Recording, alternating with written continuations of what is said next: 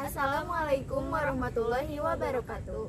Halo people, it's me Sinta Yuliani dan aku Helma Rahmawati Yusuf dari Fakultas Psikologi Universitas Informatika dan Bisnis Indonesia.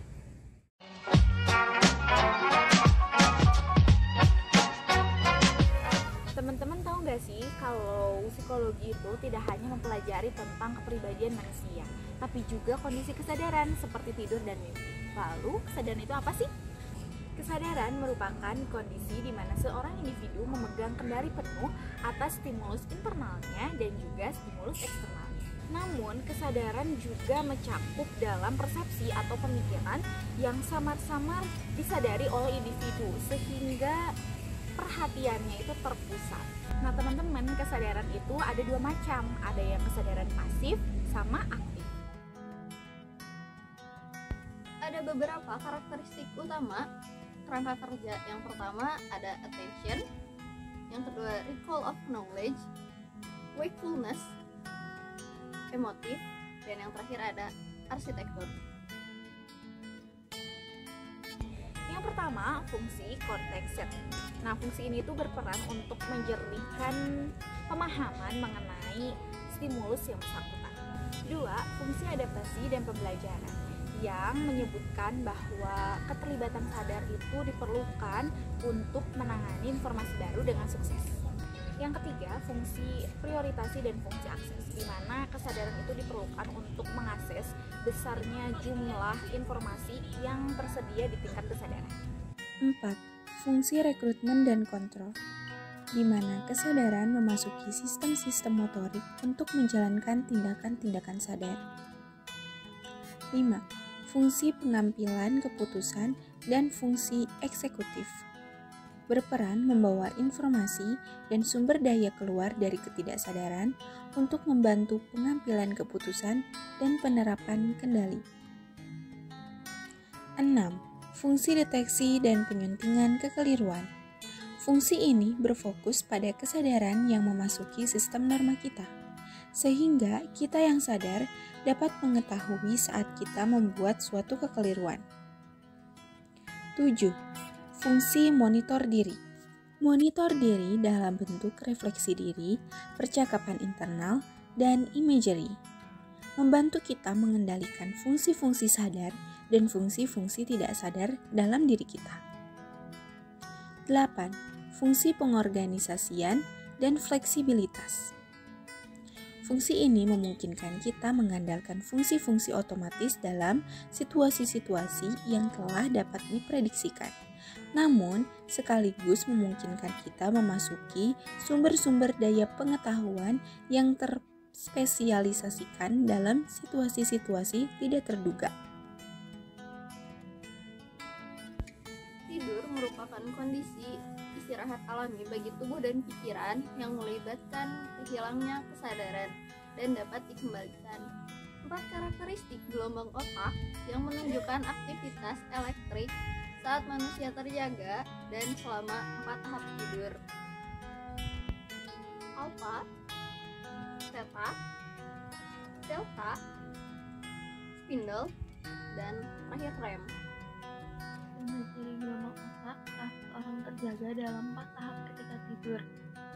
Saat terjaga, rekaman EEG menunjukkan aktivitas cepat dan amplitudo yang rendah. Tahap 1 menunjukkan periode singkat gelombang theta, yang artinya kita mulai mengantuk. Tahap 2 menunjukkan lonjakan ritmik antara 12 hingga 15 Hz. Tahap 3, gelombang delta menurun dan pola kumparan terjadi. Tahap 4, gelombang delta yang besar sehingga seseorang menjadi sulit bangun. Gangguan tidur, yang pertama ada insomnia. Insomnia ini merupakan masalah sulitnya tidur atau sulit tidur nyenyak yang berkelanjutan, diakibatkan karena kebiasaan kurang tidur, depresi, atau terkait obat-obatan tertentu. Somnambulisme merupakan istilah formal untuk berjalan dalam tidur yang terjadi dalam tahap terdalam tidur. Sleep paralysis merupakan keadaan ketika orang tidur atau bangun tidur Mereka merasakan sesak nafas, dada sesak, sulit bergerak, dan sulit berteriak, atau bisa disebut tidur lumpuh. Tidur adalah sesuatu yang normal, tidak hanya untuk mengembalikan keadaan fisik tubuh, namun juga untuk fungsi mental. Tidur juga diperlukan untuk proses adaptasi dan pertahanan diri. Tidur juga mungkin dibutuhkan untuk konsolidasi ingatan. Seperti yang diungkapkan oleh Freud bahwa mimpi adalah suatu kebocoran informasi di mana makna tersembunyi dapat dipelajari dari mimpi. Steve Smith dari Texas A&M University berpendapat bahwa memori-memori yang aneh dan tidak masuk akal itu dipisahkan dari realitas sehingga dapat diinterpretasikan sebagai mimpi. Teori psikoanalisis. Menurut teori ini, mimpi memungkinkan bertujuan untuk memenuhi keinginan dan hasrat yang terlarang atau tidak realistis, yang dipaksakan masuk ke dalam bagian ketidaksadaran di dalam pikiran. Teori kognitif. Teori ini menyatakan bahwa mimpi merupakan modifikasi dari aktivitas kognitif yang terjadi selama kita terjaga. Perbedaannya adalah saat kita tidur, kita terputus dari input sensorik dari dunia luar dan pergerakan tubuh, sehingga pikiran kita cenderung lebih terpencar dan tidak fokus. Teori aktivitas sintesis. Teori ini menyatakan bahwa mimpi terjadi ketika korteks mencoba membuat interpretasi atau makna yang berarti dari pelepasan saraf spontan yang diawali di pons. Sintesis yang dihasilkan dari sinyal ini dengan ingatan maupun pengetahuan yang telah kita miliki tampil dalam bentuk mimpi.